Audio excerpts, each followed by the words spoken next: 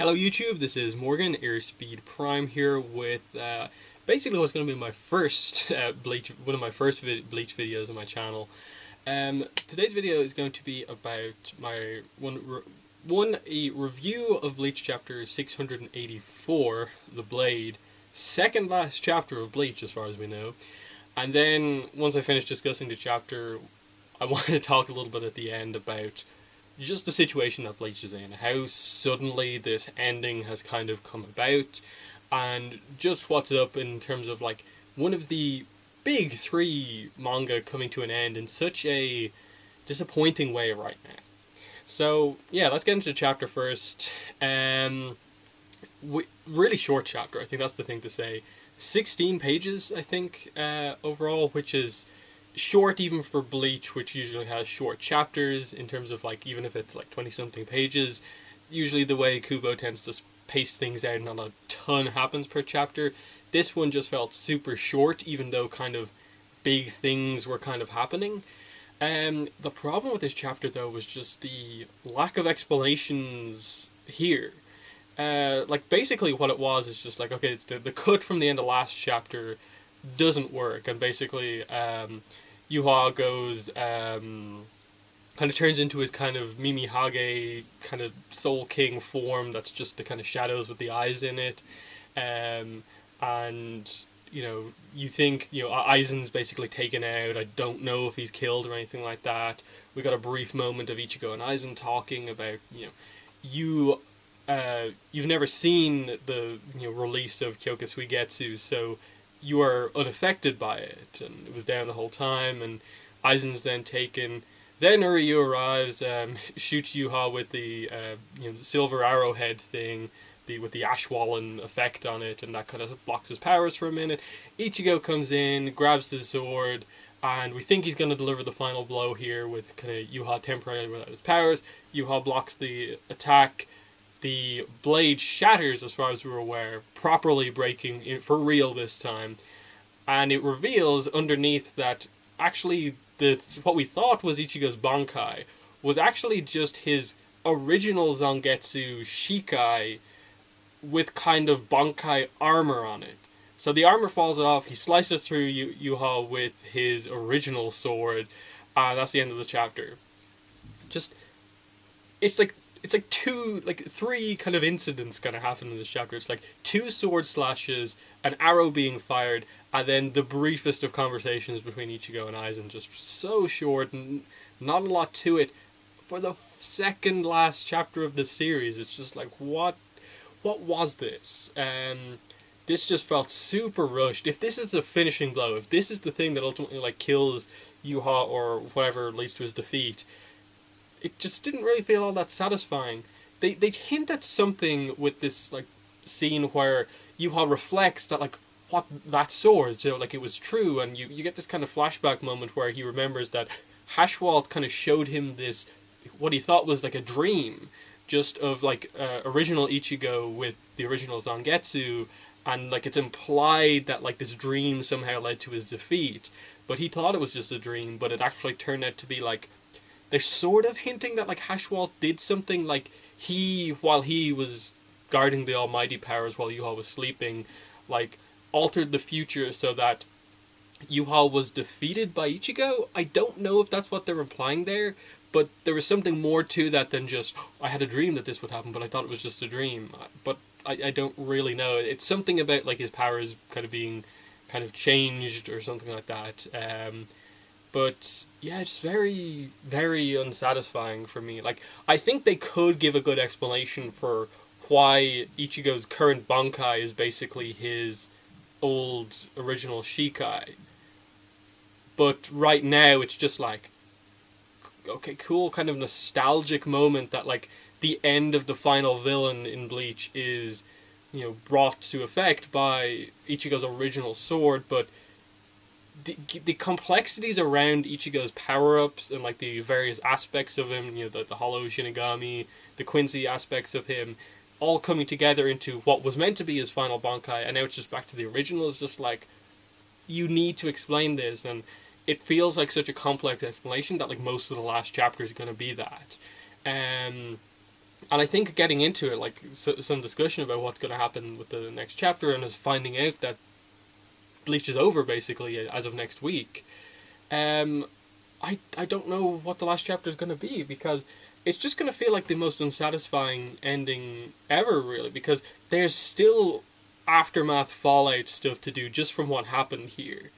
In that, like, Yuha's defeated, but we're still like in the process of him being defeated. We don't know if this is like, we assume it's killed him because just him reflecting on the past makes it seem like he's killed.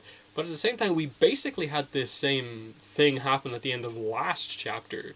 So, like, we do, like, is Aizen dead? Like, you have to cover some stuff with Aizen. And then there just has to be some sort of a resolution where, like, this arc has been going on for so long. Like, Yuha changed, killed, and did a lot of things in this arc. Are you just going to end it with, like, oh, he's dead, the series is over, Ichigo is won again, like, and that's it?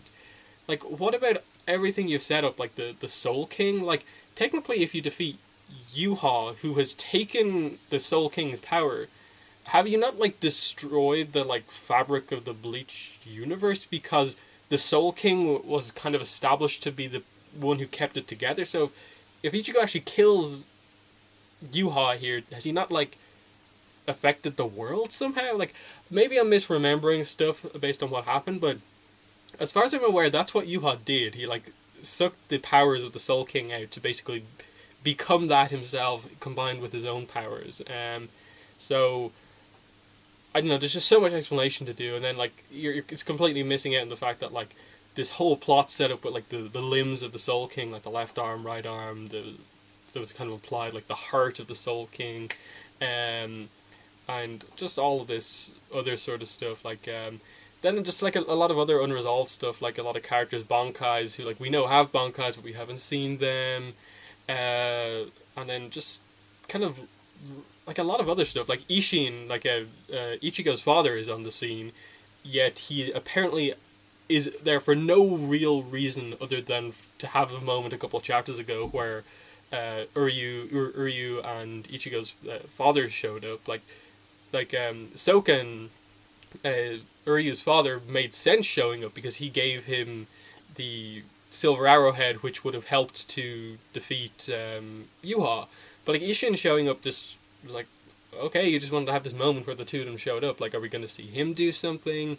Are we going to see his Bankai? Like, what exactly is going on here? And ultimately, the conclusion that I think everyone's come to is that in no way did Kubo want to end the series like this, because it's just so rushed, and compared to, like, the kind of pacing he's had up to now, this just isn't the way it was meant to happen.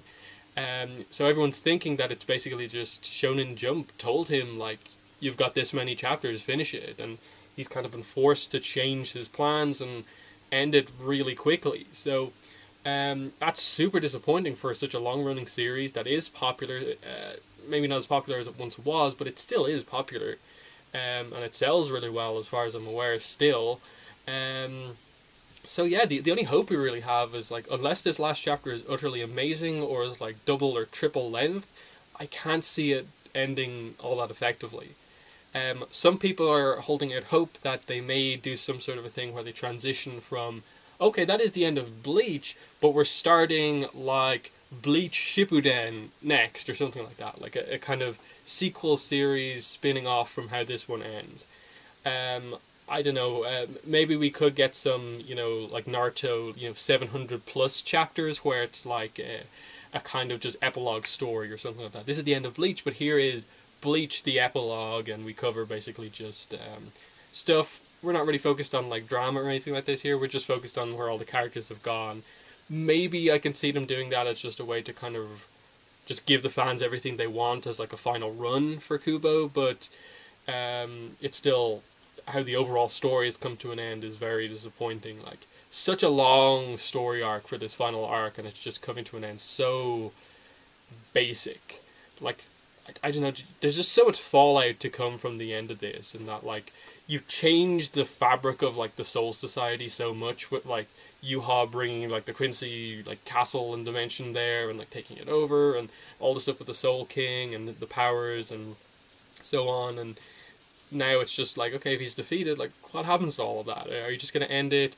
And then like all of the personal character stuff, like are you going to give like Ichigo a final moment with Rukia, with Orihime, or anything like that? Are you in any way going to attempt to approach any potential romances or anything like that, like some people kind of expect to be done, um, and that sort of stuff? Like it's just, it feels so like not the way it was meant to be. And you know, as someone who I definitely cite Bleach as one of the main things that got me into kind of anime and manga. It's one of the first kind of one of these longer anime series that I watched, and it really opened my eyes to stuff like Naruto and One Piece and stuff like that. So this series is important to me in terms of like being important to how I got into anime, basically. And it's just so sad to see it end like this. But because I felt actually up until basically we got the news that like it's going to end in like 6-7 weeks.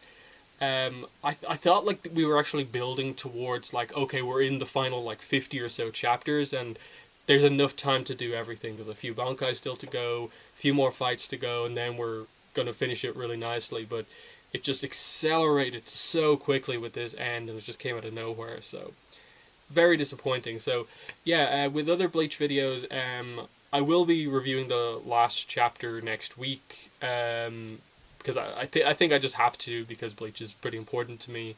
And then we'll see where we go from there. If there's any like announcement about what's coming next for Bleach, I will cover that. But I'm just really, I really do want to get some of my thoughts out about this ending of such a big important series. Another one of the big three kind of coming to an end. So I felt the need to cover it. So yeah, that's basically been the video. In the comments, let me know what your thoughts were on this chapter. Did you think it was super short? Do you have any sort of explanation about what they've done here with Ichigo's old sword coming back and the Aizen explanations and stuff like that just happened here? And do you think there's any hope for basically the next chapter resolving everything? But yeah, that's been the video. Thanks for watching, and bye.